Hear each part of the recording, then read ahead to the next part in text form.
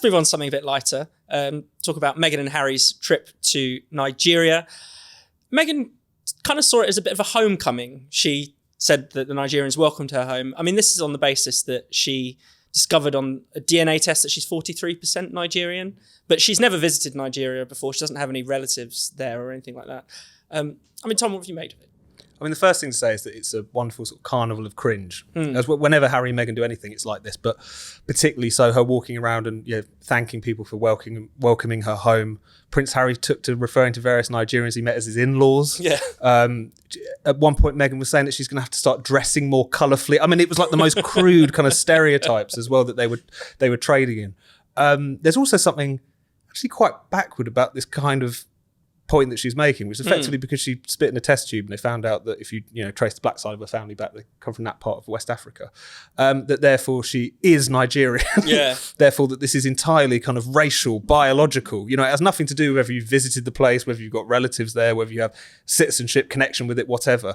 It's just the fact that you're either in category A or category B or category C, and that's absolutely it. I mean, it would be the equivalent. I mean, presumably, I think on her dad's side they're all German. It'd be like her going there and saying this is like coming home. I mean, it would be an odd thing to do, but because of racial identity politics, I suppose, and because of the very American racial identity politics that she's obviously quite sort of inculcated in, you find this ridiculous scene of her going to Nigeria and claiming to be one of them on the basis of just doing 23andMe or whatever. Yeah. But so like for anyone else, that would be a fun anecdote. Yeah. But for someone like Meghan Markle, it's like changed her whole world. It's like a woke version of the one drop rule, isn't it, basically? I think my theory is that the test told her that she's actually 43 years old. And she decided that meant she was 43% Nigerian. I think Harry does genuinely seem to love Africa. He's always been a big part of his kind of PR thing. Spent a lot of time there. And even though I can't stand him, I think he's awful. I think that's the one thing he's quite good at is kind of being out there in sort of press PR stunts. Sort of bonhomie and relating to people. He's quite good in crowds, exactly. But I just, I think the tension with the palace is obviously so bad now. There was a story about his dad refusing to see him and so on. And, if a father with cancer can't bring a family together, it's hard to know what can. So I think things are really, really bad. I mean, some of these kind of royal tours, or not so royal tours as they are now with Harry and Meghan, they always, bring out the gaffes, bring out the cringe. I mean, it sort of brings that South Africa trip to mind. Yeah, do you remember that one? Yeah, it wasn't. If the one I'm thinking of wasn't necessarily a trip to South Africa, but it was when she claimed that a South African actor had come up to her at the premiere of The Lion King and said that we celebrated your marriage on the streets of South Africa the same way we did when Mandela was freed. And it was a ridiculous line. It was in, I think, a big glossy magazine profile.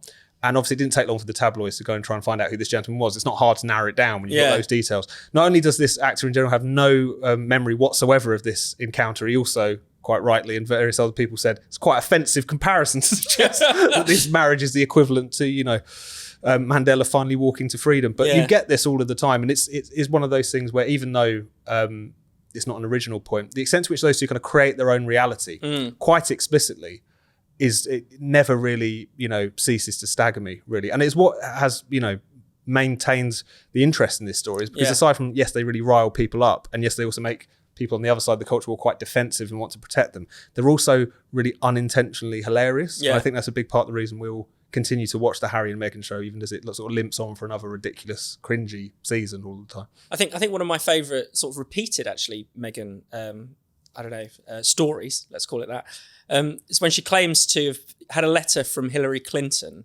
Do you remember this one, Freddie? Yes. Where because she protested against a sexist soap advert. Yeah.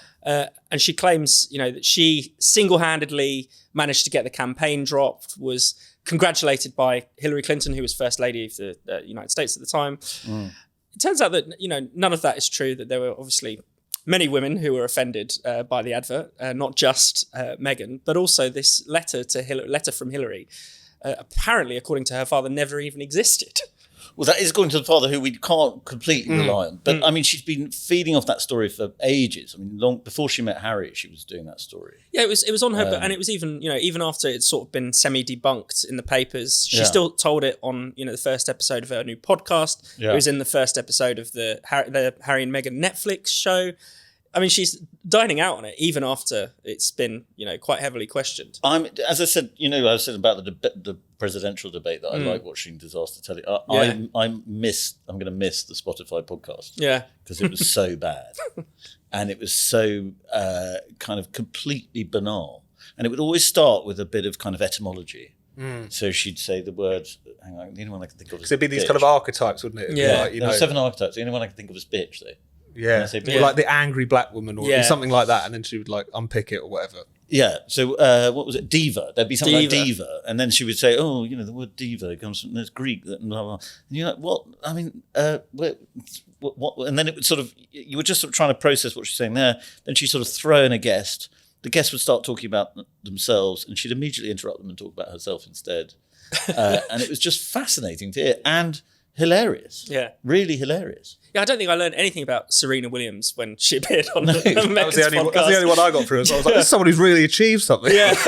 And you keep being interrupted like, do you remember the first time we met? It's very, very odd.